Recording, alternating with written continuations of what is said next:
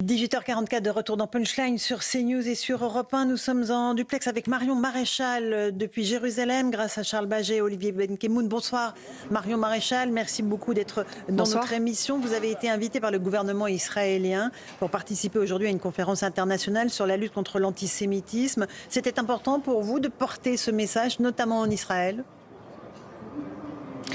Oui, c'est évidemment fondamental. C'est un problème urgent que nous avons en France, puisque comme vous le savez, depuis les attaques du 7 octobre en Israël, les actes antisémites ont été multipliés par 3 dans notre pays, qu'un certain nombre de sondages révèlent aujourd'hui qu'une majorité de jeunes étudiants ont entendu des propos déplacés à l'égard des Juifs, en particulier dans les zones dites sensibles sur le plan scolaire. Donc je crois qu'être capable de réfléchir ensemble sur la manière de lutter contre l'antisémitisme est essentiel, d'autant plus lorsque nous avons un ennemi commun qui se trouve être en l'occurrence les frères musulmans sous la forme du Hamas en ce qui concerne Israël.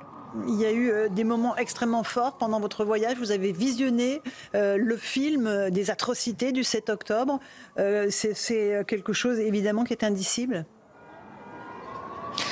Je ne saurais parfaitement vous le décrire, c'est insoutenable. Voilà, insoutenable, ce sont une compilation de vidéos qui ont été faites par les islamistes eux-mêmes, les moments les plus insoutenables étant évidemment ceux qui concernent les enfants.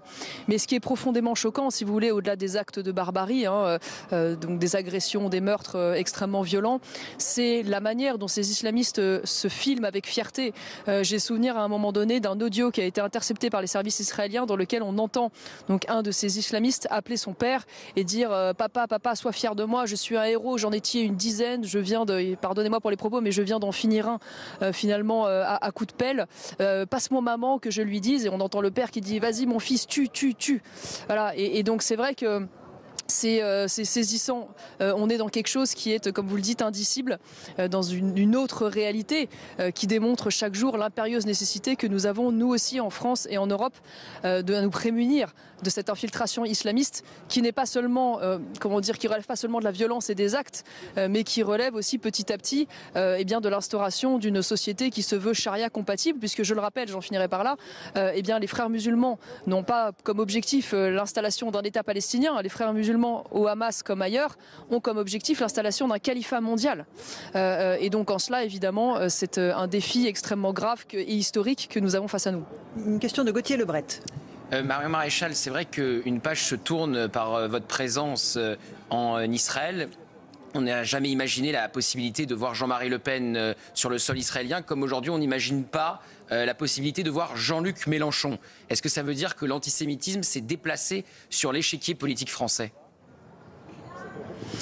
Je crois que ma présence aujourd'hui en Israël est finalement l'aboutissement normal d'un phénomène politique à l'œuvre depuis maintenant de nombreuses années. La réalité, c'est que aux dernières élections européennes, la liste que j'ai conduite a obtenu près de 42% en Israël, auquel s'ajoute en effet le score de Jordan Bardella. Depuis de nombreuses années maintenant, les Français de confession juive se tournent vers le camp national au sens large, qu'ils considèrent le mieux à même de les protéger face à la double menace qui est celle à la fois de l'islamisme et de la montée de l'extrême gauche au relent antisémite, qu'incarne notamment Jean-Luc Mélenchon. Et d'ailleurs, ce n'est pas moi qui le dis. On a encore entendu récemment le rabbin de Rouen, à la suite de l'agression du rabbin d'Orléans, expliquer qu'aujourd'hui, ce qui faisait le plus peur à la communauté juive de France, c'était bien l'antisémitisme d'extrême gauche.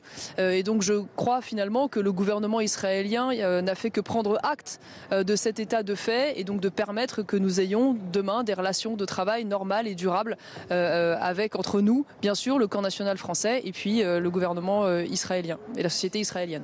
François-Olivier Gisbert, une question. Oui, Marion Maréchal, une question à tiroir ou à plusieurs degrés. Est-ce que vous vous voyez revenir bientôt en Israël pour accompagner, par exemple, Marine Le Pen lors de sa prochaine visite officielle qui ne manquera pas d'arriver, puisque on a l'impression que c'est un peu une préparation de visite officielle, non ? Votre petit voyage écoutez, avec en tout Jordan cas, Bardella et vous...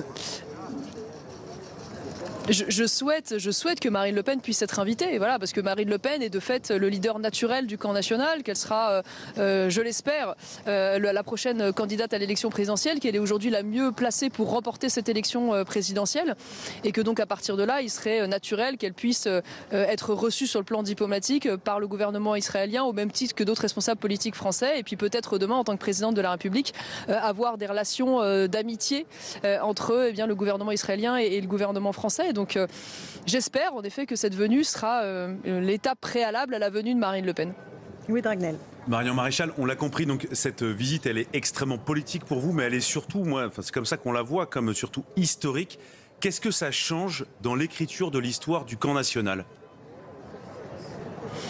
Oui, en effet, il y a quelque chose, vous avez raison, d'historique et de symbolique à ce que je sois notamment aux côtés d'Arnaud Klarsfeld à l'occasion de ces différentes journées. Nous avons d'ailleurs été émus ensemble, si je puis dire, devant les vidéos.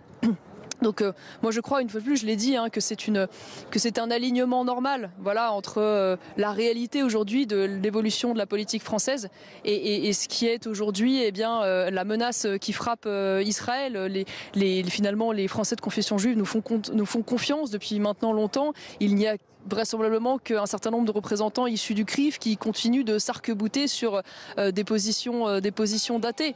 Donc je ne peux que me réjouir de cela, parce que c'est évidemment la fin d'une erreur sur l'ennemi aujourd'hui de la communauté juive, qui se trouve bien davantage du côté de l'extrême gauche.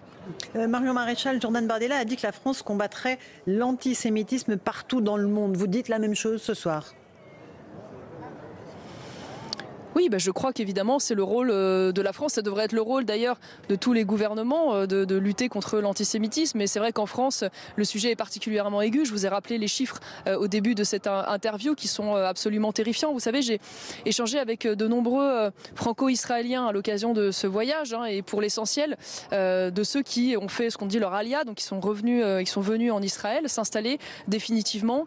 Ils m'ont exposé comme raison principale la peur. La peur pour eux, la peur pour les enfants, le fait de ne plus avoir envie de se cacher. Ils me décrivaient un quotidien dans lequel ils étaient amenés à changer leur nom sur les différentes applications, à dissimuler leur mezouza à l'entrée de leur porte, parce qu'ils ont le sentiment légitime qu'ils sont particulièrement exposés. Et donc ça fait évidemment extrêmement mal au cœur. Et donc je crois que la réponse et les solutions que j'ai voulu porter à l'occasion notamment de cette conférence, elles se trouvent notamment sur la question démographique.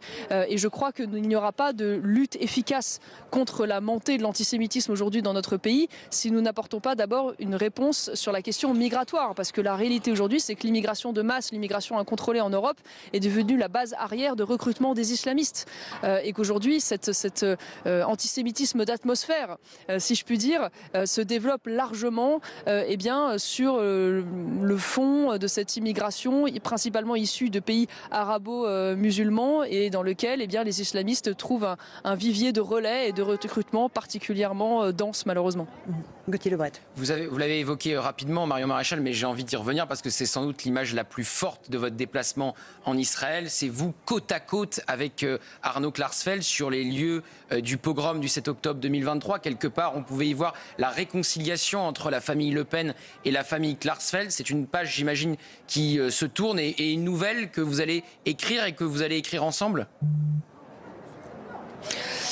Écoutez, peut-être ensemble, puisque de fait, je crois que nous nous sommes mis d'accord sur cet état de fait qui est que nous avons aujourd'hui des ennemis communs. Mais vous savez, l'histoire n'est pas toujours aussi simple et caricaturale qu'on veut bien la raconter, et c'est ce que j'essaye aussi de porter à l'occasion de mes rencontres. J'étais aujourd'hui à Yad Vashem, donc qui est ce grand mémorial évidemment des victimes de la Shoah, qui est là encore, il faut bien le dire, un lieu extrêmement bouleversant.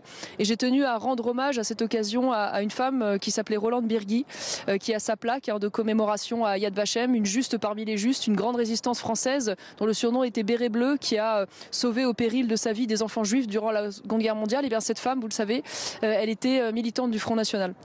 à l'époque bien sûr de Jean-Marie Le Pen.